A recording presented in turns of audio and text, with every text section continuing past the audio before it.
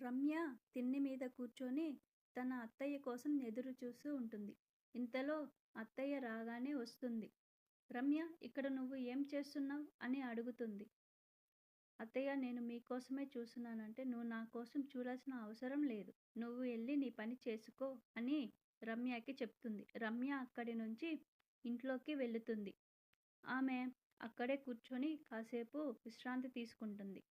తను ఇంటిలోకి వెళ్తున్న రమ్య, ఇదేంటి, నేను అత్తయ్య కోసం ఎదురు చూస్తుంటే నన్ను ఇలా అన్నది అనేసి తను అక్కడే కూర్చొని బాధపడుతూ ఉంటుంది.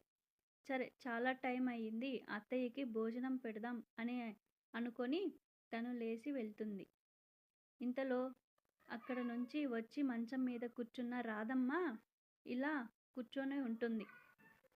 రమ్య వచ్చి, అత్తయ్య భోంచేస్తూ రండి అని అడగంగా రాధమ్మ వచ్చి, నాకేం అవసరం లేదు, నువ్వు అది నీకు నచ్చింది చేసుకొని తింటావు, నాకేం వద్దు అని పడుకునేస్తుంది. అలా మాట్లాడంగానే రమ్యకి చాలా బాధ వేస్తుంది.